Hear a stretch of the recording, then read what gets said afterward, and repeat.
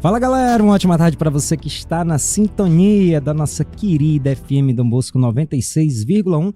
Já de imediato abro o WhatsApp 988955023. Hoje nós, quando eu digo nós, toda a Rádio Dom Bosco tem o prazer, a satisfação de receber Simone Moura. Vou ler aqui um pedacinho, só um preâmbulo. Ela acumula formações que vão da teoria disruptiva de Harvard, as tecnologias da comunicação em Portugal, com mestrado e doutorado em cima dessas áreas. Com toda essa bagagem acadêmica, influenciou o jeito de como transforma as marcas e cria estratégias com propósitos, através da Ping Pong Estratégia. Simone, seja muito bem-vinda e obrigado por aceitar o nosso convite. Muito obrigada, boa tarde a todos. E você que nos escuta nesse momento, nosso WhatsApp está aberto, repito. Você já parou para pensar se a sua marca tem um DNA claro ou se ela está apenas copiando tendências? É esse bate-papo que a gente vai trazer aqui ao longo do nosso programa. Simone, trabalhar branding possibilita clientes saírem da zona de conforto para encontrar sua verdadeira essência, seu DNA. Como você guia empreendedores nesse processo de até uma autodescoberta? Vamos lá, primeiro a gente precisa desmistificar o que é branding. E por incrível que pareça, a gente ainda sofre essa miopia, não a nível local, mas eu diria que de uma maneira geral. Infelizmente ainda temos um cenário em que profissionais vendem branding como um logotipo. Então a gente precisa entender que branding, existe uma tradução talvez literária para isso, é uma gestão de marca. E quando você fala de gestão de marca, é entender qual é a essência da marca. A essência da marca vai muito além de você ter uma missão no mercado, de você desenvolver um produto ou desenvolver um serviço. Vai muito além de você construir um propósito, porque propósito também não se constrói, ele nasce de dentro para fora. Então a gente precisa primeiro fazer esse recorte e falar que branding não é criar um logo e dar cara para esse logo com cores, com formas. E nem criar discursos vazios. O discurso vazio, ele tem sido criado e muitas das vezes ele continua a narrativa porque exatamente a gente cria o logo ou entende que aquele logo personifica aquela marca. E se a gente consegue encontrar o porquê da existência da marca, a gente corre muito menos risco de levar para o mercado um discurso que não é real, eu diria isso, né? Então a gente começa a copiar mais o vizinho, começa a olhar mais para a concorrência, começa a querer ser o que o outro é, quando na verdade a gente não é aquilo que nós deveríamos colocar para o mercado entender, né? Então a marca, ela se constrói a partir da revelação do que eu sou enquanto marca. Não é só a persona da marca, é o que eu quero levar para o mercado, é como eu me comporto, como serão as minhas atitudes, e daí esse discurso vazio ele não vai existir. É verdade. A Simone é consultora empresarial e eu vou ler aqui uma colinha de algumas empresas que ela presta esse tipo de consultoria. São grandes empresas, Nacional Gás Butano, Carrefour, Lagoa, Esmaltec, Minalba, Indaiá, Granja Regina, Sistema Verdes Mares, Grupo BSPA, Marquise, por aí vai, Unimed, Apivida, e aí a gente passa o resto do programa falando. Isso são grandes empresas, e a gente sabe que no dia a dia o branding, ele não nasce, ele não brota do dia para a noite, é uma construção. Mas para quem nos ouve, o pequeno empreendedor que principalmente pós-pandemia perdeu o emprego, começou a criar um próprio negócio porque se viu sem opção.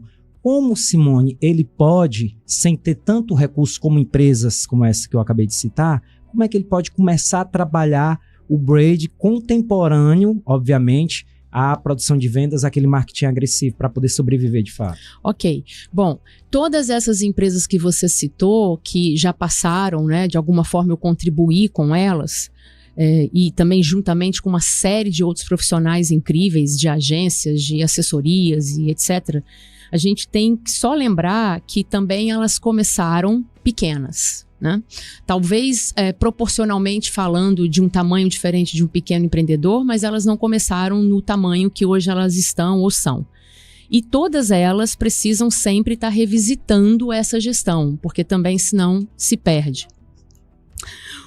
Sobre o pequeno empreendedor, a gente precisa levar essa fala porque o mundo está tão veloz, está tão rápido e a gente está com tanta distração que muitas das vezes a gente não para pensar naquilo que o mercado precisa. Então eu diria que quando o pequeno empreendedor quiser construir uma marca forte, ele primeiro seja muito verdadeiro com o que ele pode entregar e encontre essa forma de falar com o público dele da forma mais espontânea e mais verdadeira possível.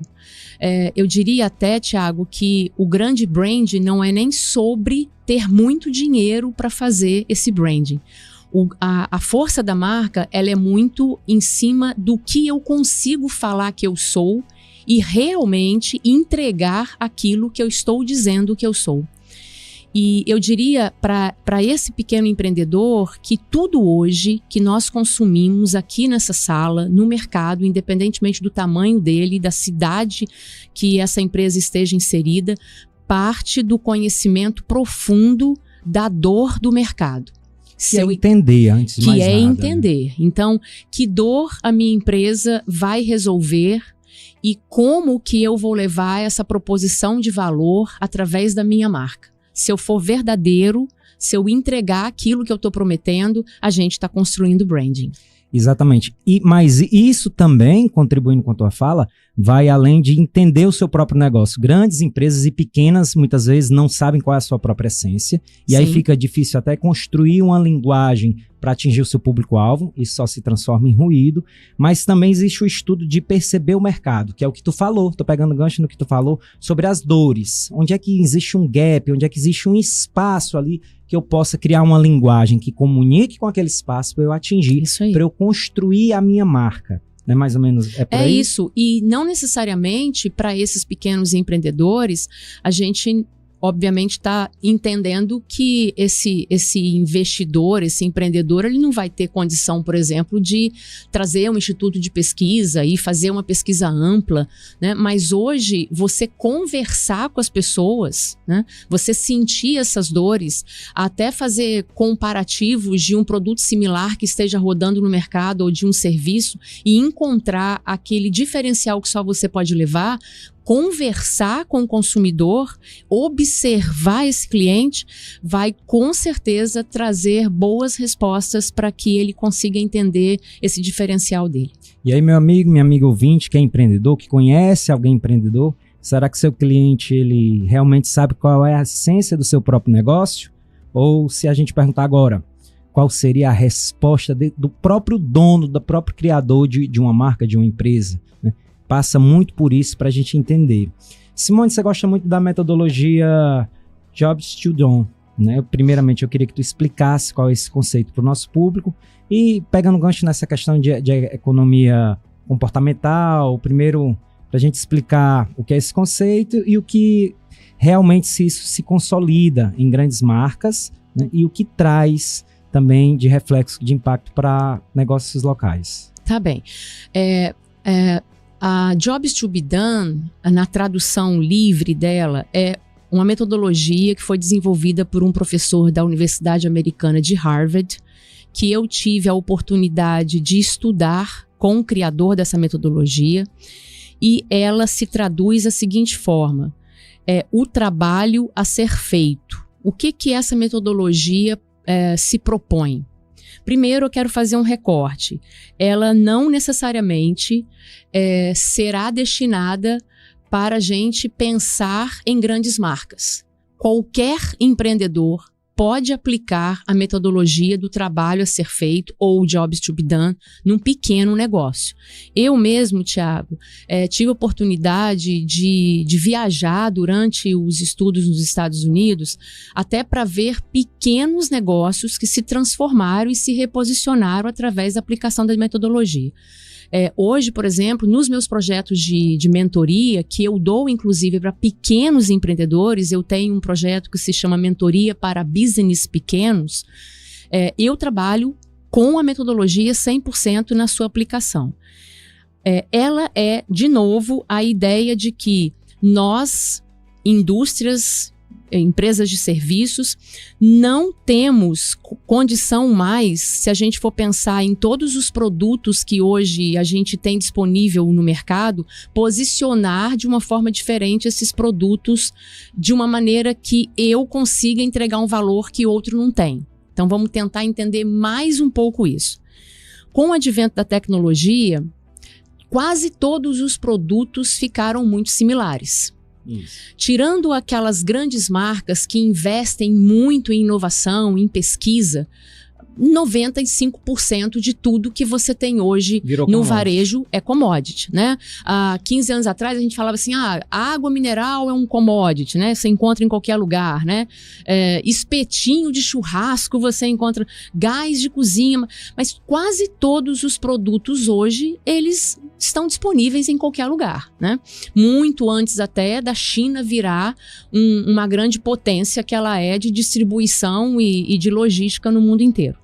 Então, essa metodologia ensina o seguinte: as pessoas não compram produtos, elas compram o trabalho que determinado produto faz para o dia a dia delas, para a vida delas, e assim me tira um trabalho.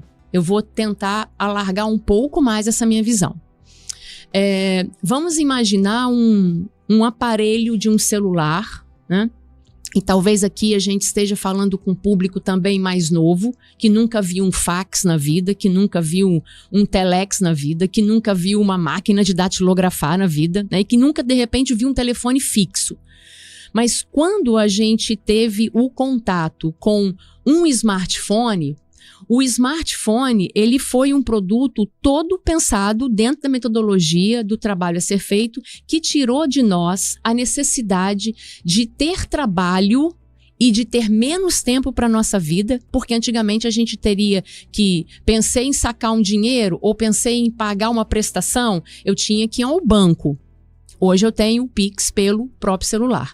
Então entenda que quando a gente começa a perceber que eu posso criar um produto ou um serviço para resolver dores e para levar soluções que dão a esse consumidor mais tempo para viver, eu estou transformando a vida daquela pessoa através do meu produto. A metodologia é sobre isso. E eu queria, se você me permite, rapidamente, voltar um pouquinho na tua fala para levar esse esclarecimento, porque eu acho que a gente fala muito de branding, fala muito de marketing, a gente tem, obviamente, colegas de mercado, consultores, empresas especializadas, mas eu acho que a gente não consegue tangibilizar isso para o pequeno empreendedor. Então, além ou para além de entender que o seu produto ele precisa ser pensado para resolver uma dor de consumo e dar mais tempo para as pessoas viverem, e por isso eu vou pagar mais para ter aquele produto, né? Netflix fez isso com a gente. Né? Aqui eu acho que eu posso citar algumas marcas, porque eu estou falando, né, de conglomerados, enfim. Mas quando eu tenho ali a Netflix no meu dedo ali, na minha tela, na minha televisão, ou no meu computador, ou no meu smartphone, eu decido a hora que eu vou começar um filme, ou se eu vou começar o filme. Eu paro, eu pauso, eu bebo água, eu volto, eu como pipoca, eu converso com um amigo. Então, a metodologia Jobs to be Done também, ela nos ensina que nós precisamos facilitar a vida do consumidor. E muitas das vezes isso é uma crítica, e eu sinceramente não acredito muito nesse papo de crítica construtiva, é uma crítica para fazer o cara pensar mesmo. Eu acho que a gente, profissional de mercado, de brand, de posição, de estratégia, precisa desmistificar algumas coisas para democratizar o uso para os pequenos. Os pequenos, na verdade, eles vão crescer. Eles vão ser conglomerados. E eles é que fazem a roda virar. Eles é que fazem esse país girar, né? A empregabilidade toda, praticamente toda no país, depende dele, né? E como que eu acho a minha essência? E é por isso que eu queria fazer esse retrospecto aqui. Se você tem dúvidas e se você não tem dinheiro para contratar um assessor, um consultor, uma empresa especializada de posicionamento de mercado, comece perguntando e respondendo: para que você existe? Por que você está aqui? Que solução você vai entregar? Que solução você vai entregar, né? Porque às vezes a gente fica assim, mas tem que contratar alguém porque ele tem que fazer missão, visão e valores. Que não é posto na prática. Que não é posto na prática e que muitas empresas hoje, que eu atendo de 50 anos, de 60 anos, tá correndo atrás de ressignificar os valores porque até agora não conseguiu encontrar o contexto daquele que já está escrito. Até porque a própria jornada de consumo, ela mudou. Mudou. Né? E não mudou pouco. Não mudou pouco. Nós consumimos, do ponto de vista de hábitos de consumo, até 1999, nós consumíamos dentro do conceito de economia clássica. O seu pai, a sua mãe, o meu pai e a minha mãe trabalharam para comprar uma casa e ter um carro e levar os filhos, quiçá, com sorte, para uma faculdade. Hoje não. Hoje, nós não queremos mais comprar só um carro, nós não queremos mais comprar só uma casa e nós não consumimos da maneira que nós consumíamos até 1999. A gente está vivendo, do ponto de antropologia do consumo, a segunda década do futuro. De Revolução Industrial até 1999, nós vivíamos praticamente um mundo cartesiano. 2000 para cá, nós estamos vivendo apenas 25 anos de futuro. Eu já tenho falado em algumas mentorias, em algumas palestras, que é para a gente começar a prestar muito atenção nos próximos 25 anos, porque tudo que a gente aprendeu nesses 25 anos não serão mais iguais. As mudanças são diárias. A partir de 2026. É verdade, porque não é só o consumo que mudou, a jornada de compra do consumo... Acabou, a jornada mudou. É outra, e ela continua sendo alterada. E outra coisa, não pela ótica de quem vende, que é um outro desafio das empresas. Exatamente. É pela ótica de quem compra. Quem percebe. E as marcas não são o que os donos, os fundadores dizem, mas é o que o público percebe dela. Não. Exatamente. É tão interessante você falar isso. Há algumas semanas, enfim, 3 ou 4 semanas atrás, eu atendo muitas empresas fora do Ceará. Hoje em dia, inclusive, muito mais fora do estado do que aqui. E eu estava numa discussão onde uma fundadora, depois de quase 6, 7 meses, ela veio falar para mim que naquele momento ela tinha entendido o que era cultura de marca. Ela achava que a cultura de marca nada mais era, ou tudo era, a respeito da fundação da marca dela. Então, note como que a gente ainda tem uma miopia sobre o que é ter uma marca e ser uma marca. E por que eu estou trazendo isso? Porque quando você diz para mim que a jornada mudou, as empresas precisam voarem, elas precisam voar, não é nem mais correr, para que elas entendam essa jornada. Não é mais, eu vou colocar uma coisa aqui porque eu acho legal, isso vai funcionar. Não vivemos mais esse momento. Agora, tu me falava aí, eu preparei alguns outros temas, se houver tempo eu vou tentar explorar o teu conhecimento, mas me surgiu uma dúvida, porque a gente, na tua fala, tudo virou meio que commodity, até por conta da globalização e da popularização do acesso, através inclusive dos smartphones, os produtos propriamente ditos, né?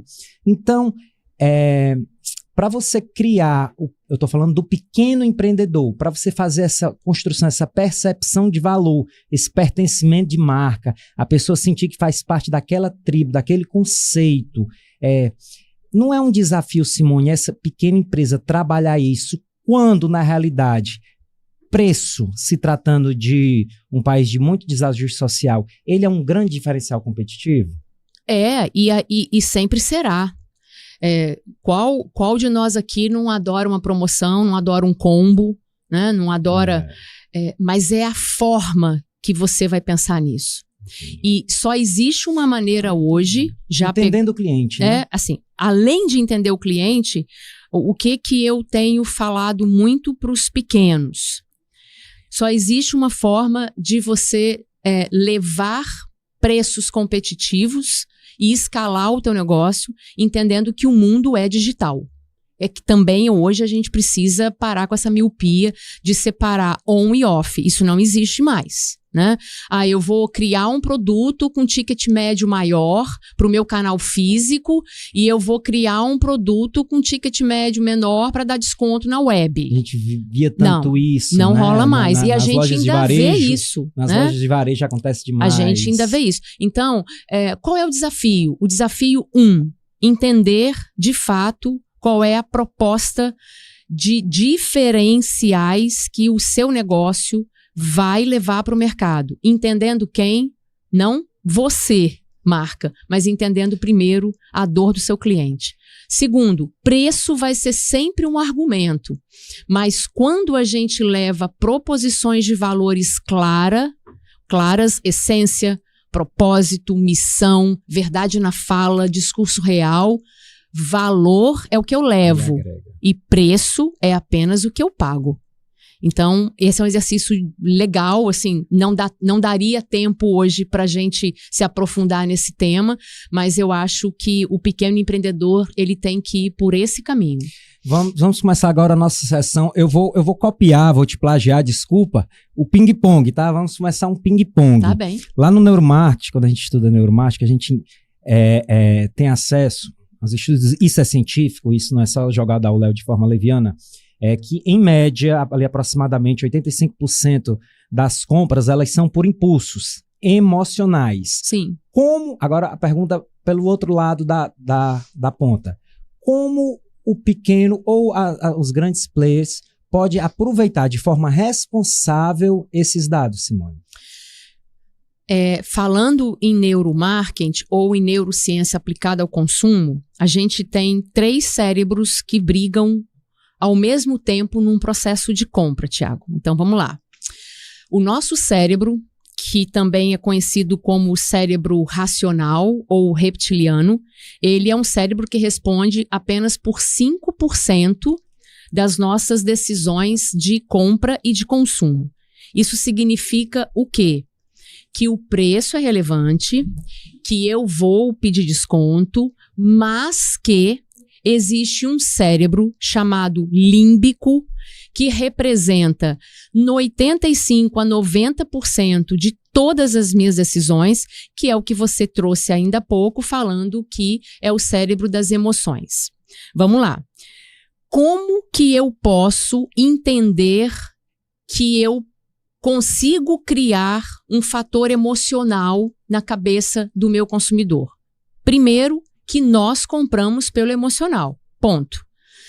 Existem técnicas e são técnicas que precisam realmente serem pensadas e executadas por pessoas capacitadas para isso, estudiosos na área de neurociência e de economia comportamental, que você consegue aplicar na tua narrativa ou no teu storytelling, né?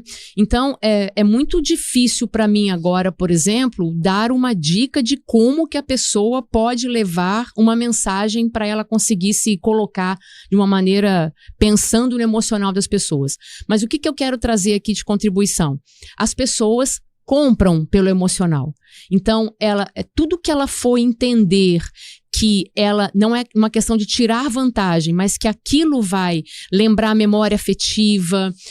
Falando, por exemplo, de lojas de varejo, eu vou falar de uma forma bem popular, um cheirinho que a gente coloca numa vitrine, um isso cheirinho. É branding também. Isso é branding, claro. Uma música, né? Eu participei de estudos já de marcas, por exemplo, há muitos anos atrás, de vinhos, que a gente fazia experimentos dentro de lojas especializadas, onde a gente colocava para tocar, por exemplo, música francesa durante determinado período do dia e colocava vinhos alemães e vinhos franceses para... Mas isso porque entende o público, porque que entende o público. Marca. E aí o que acontecia? A música influenciava a decisão do consumidor levar o vinho francês. Simone, isso é loucura. Não, isso é estudo. Isso é estudo. Né? Isso é estudo.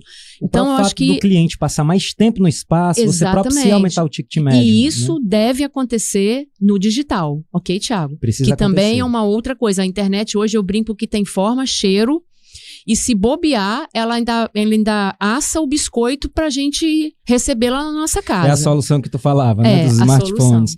Simone, pra gente encerrar, 2 perguntas. Ser real e autêntico é o caminho para as marcas sobreviverem? Sempre foi, é e será.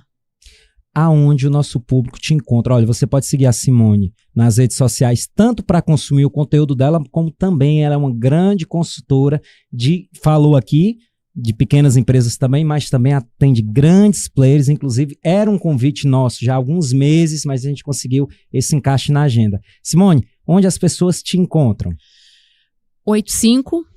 859-9963-3316 ou lá no Instagram, @pingpongestratégia. Muito obrigada. @pingpongestratégia, telefone.